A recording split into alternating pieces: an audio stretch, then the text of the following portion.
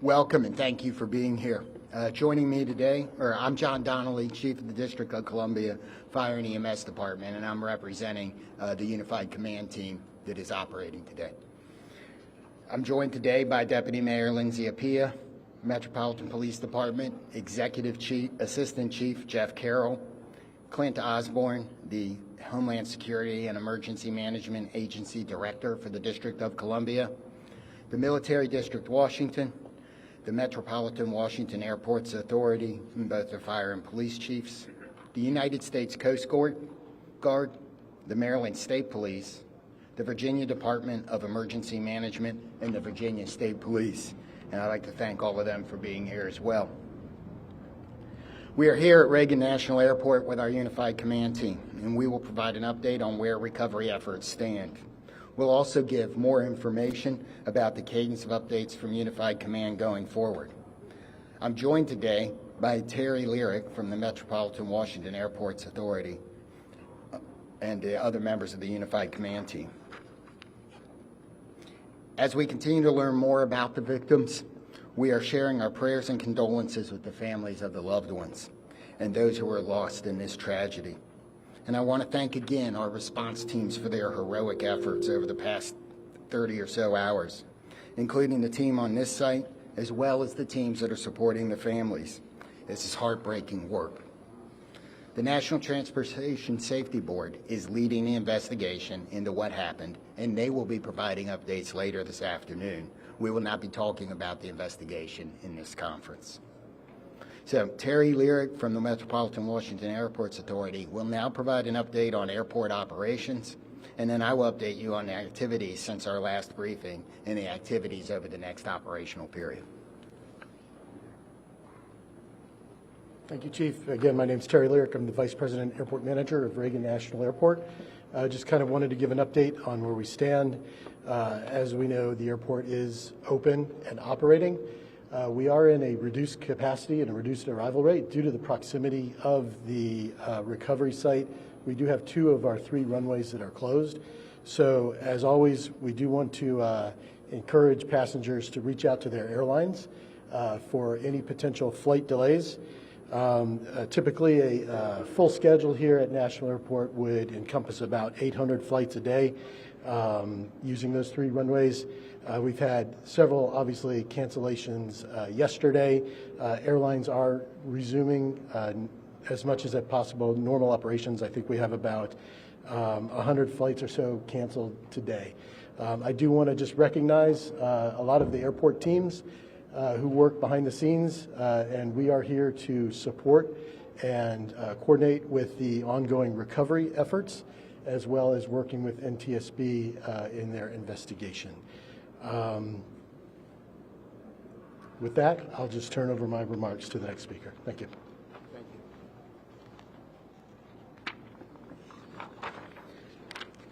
So, overnight, our teams continued search operations and surface work, including side sonar scanning, shoreline searches, and aerial searches. Also, 2 Coast Guard cutters have arrived on station, and you may be able to see them out there on the water.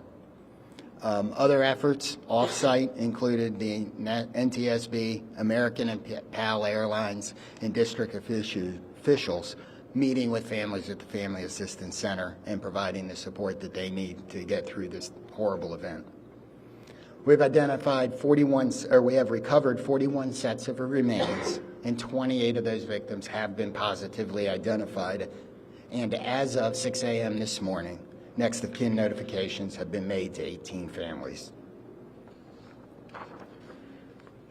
Going forward with our recovery operations, search teams will continue to work the site. We'll do side sonar scanning, searching the shoreline, and aerial operations. Our dive teams are working in targeted areas, and additional Coast Guard assets will arrive this afternoon. The salvage crews have begun to arrive on the scene, and they're assessing the work that's going to be needed to recover the aircraft from the water. We expect those operations to begin no later than tomorrow afternoon. The teams are also working the shoreline down the river, as we do expect some debris to be dragged by the current. And if members of the public believe they have information or have discovered potential wreckage, we're asking you not to touch it and to call 911, and we will send somebody out to get it. Supporting the response team. This has been a tough response for a lot of our people. We've had over 300 responders operating at one time, and I think we've got about 500 people that have worked through the site.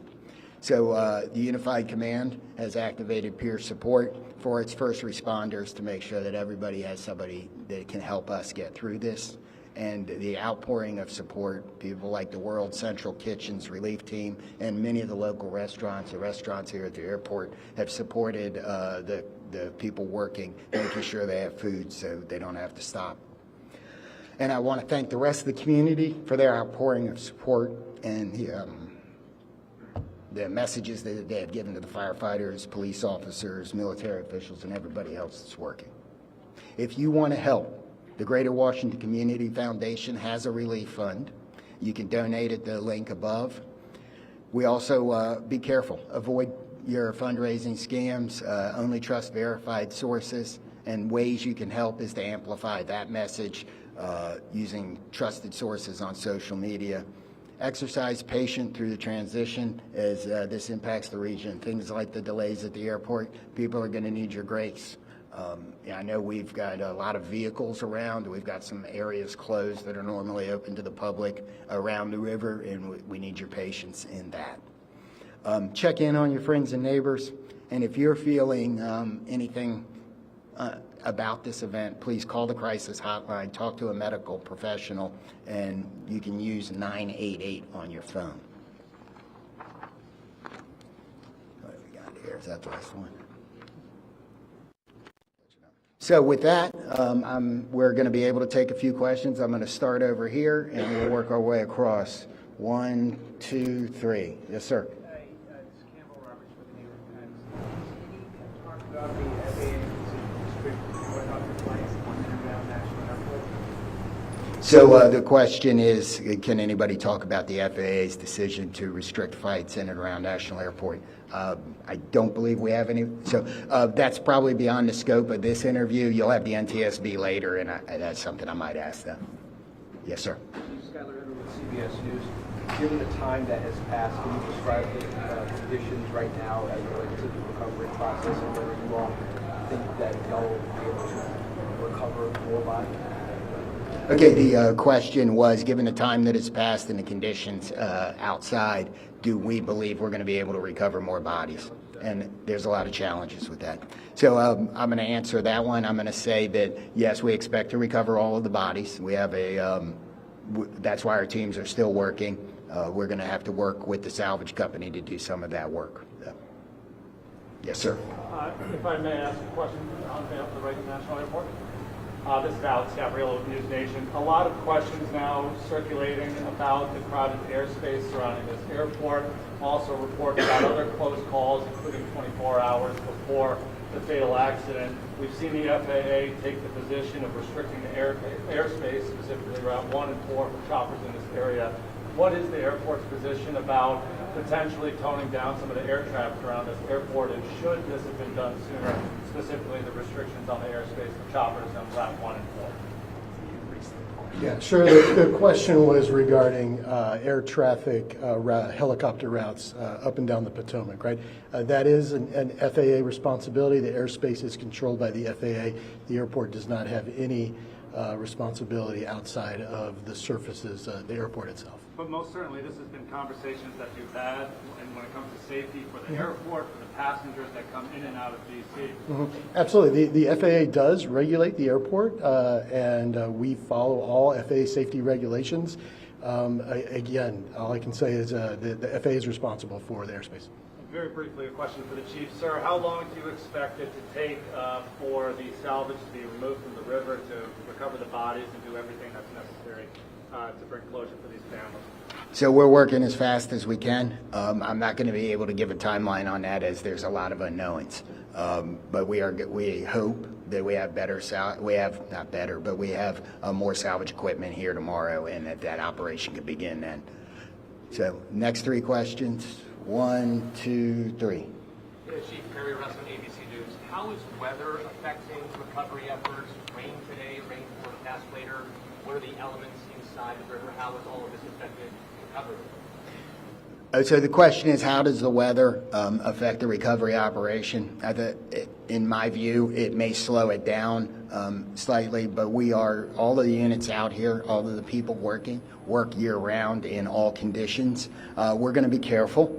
We're going to make sure we don't hurt anybody else, but the weather we've seen so far is weather we can work in. If that were to change, that would affect it, but we haven't seen that. I would get one question at a time. You talked earlier about access to the site and to gain access to that area. We don't think that ice was a real problem that day, but the John Glenn has been out of service for some time. Do you have an update on when that vessel can be put back in service? The question is access to the site, and the John Glenn is the fireboat for the District of Columbia. So what I referred to on access to the site is things like Gravelly Point being closed and that being lost as a local recreation area while we're working. There was some ice on the river. We made good access to the site with everybody else. The John Glenn, as has been reported, is one of the district's fireboats. It is not the primary asset for this type of operation, and while it's in the shop, it didn't affect anything, and we hope to have it back by this summer. Yes, sir. Mr. Lyric, I have a follow-up question about the runway closures on Grady Turtle and Fox. So you said 2 of 3 are closed because of their proximity to the crash site. Yeah. Can you explain why they remain closed? Sure, absolutely. So the question is, why are 2 of the 3 runways here at National Airport closed? So if you're familiar with the runway configurations here, we have a main north-south runway, and we have 2 what we call crosswind runways. The 2 crosswind runways, if aircraft were to take off or land over the aircraft recovery sites that is out there right now, those would be impactful to the operation. So we've elected to keep those runways closed. And to follow up, how long do you expect that to remain the case? And are you saying that if there are still recovery teams in the Potomac, then there's no chance that these 2 runways are going to open? And how does that impact? Yep, sure. So the question is asking how long we anticipate those runways to be closed. That's a dynamic situation. We've worked with the FAA. I think what we've communicated is we anticipate, our expectation is a week. However, we'll reassess on Monday, and as the recovery efforts go, it's a fluid situation, obviously. Yep. Okay, Paul, here and there. Chief, by talking to salvage, can you confirm that you're not going to be able to recover the remaining bodies until you're able to get the fuselage off the river and onto a barge? And then my follow-up to that is, are you making an effort today to get into the helicopter? So the question is, do we believe we have to lift the aircraft out of the water in order to finish and find the rest of the remains? And the second part of the question was, are we focused on the helicopter today? And the answer to the first question is yes. I believe for us to recover the rest of the remains that we are going to need to get the fuselage out of the water. The second part of the question is yes, a lot of our operations, not all of them, but a lot of our operations today are focused on the helicopter. Yes, ma'am. Yeah, this question's for Mr. Lyric. From about BC, can you confirm sufficient staffing moving forward to use the tower and the factory scope? It's not. So the question was regarding staffing and the air traffic control tower. That's outside my scope of responsibility.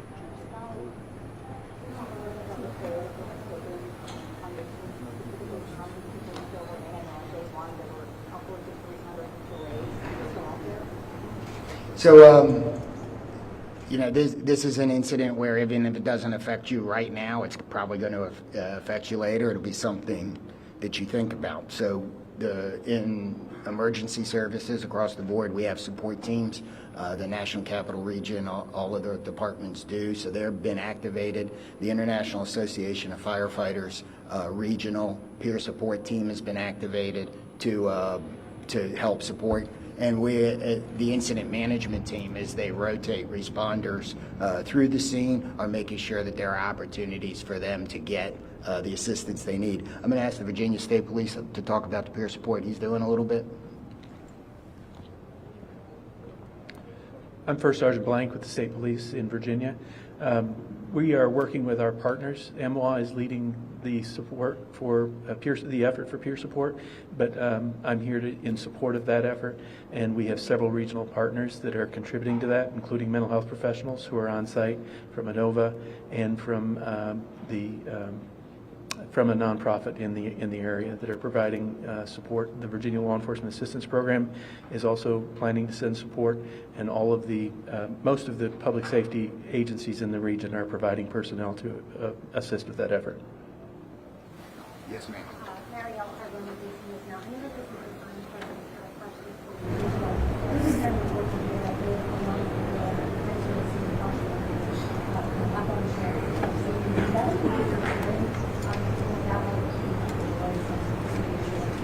So we're not keeping anybody away from the shoreline for any of those reasons. If we've closed off an area like Gravelly Point here, it's because we have emergency access vehicles coming in and out, and we need the access to the river. We have received some 911 calls about either debris or remains. I don't know that we've actually found any remains. We've certainly picked up debris from those 911 calls. So we're going to do 3 more and go 1, 2, and 3 in the back. Yes, sir. Thanks, Chief. Jonathan Kersley from Channel 9 Australia. This is a question for Terry. Terry is Vice President and Manager of this airport. What concerns have you had specifically about the congested airspace? And have you ever raised those directly with the FAA? So again, the United States airspace is the safest in the world. Safety is one of our top priorities, and we continue to ensure that the airport is safe for operations. To follow up on that, it wasn't safe in this instance. There have been near misses here before. You would have been made aware of those as manager of this airport. Have you raised concerns with the FAA about the congested airspace around Washington? Yeah, I can say again, we work with the FAA, we're regulated by the FAA, we comply with all FAA safety regulations. But that doesn't answer the question. Yes, sir. Chief Shepardson from Reuters. Can you talk about how much debris has been removed to Hangar 7? And at some point, will that operation be transitioned to a private company, the NTSB will hire, or will you guys actually put all the debris in the hangar? So that's an investigation question and appropriate for NTSB this afternoon. Take 2 more. Yes, sir. Tom Rasmussen, Channel 7. I had a question for Terry as well. As far as the airport took a position against adding extra long-distance flights out of here, and one of the concerns was there's just too much already going on. Do you maintain those concerns because they're supposed to start in the next few months? Are you concerned about safety as those extra flights start? Yeah, thanks, Tom. So the question was regarding the additional slots to DCA. As you know, the slots are federally controlled, federally mandated, and we have to follow federal regulations. Are you still concerned about them? I mean, the Airports Authority was concerned at the time. Yes. Again, we have to follow the federal regulations on the slot controls. Yes, Hi, Jim Stone. Yeah. I have one more question for you. You're talking about the FAA, Congress, federally mandated, et cetera. Where does the buck stop with this accident and ensuring that the next flight take off and run what they say? So again, the question is really directed to the FAA and Congress, I believe. Yeah. One last question is right here. You have 41 victims recovered. Are you confident in the location of the others? Where are they? Are you confident that you know where they are? So I think we know where they are. We won't know until we're done. I mean, we're going to continue the search operation, but we've searched a large portion of this river, and we are right there. So, I didn't read.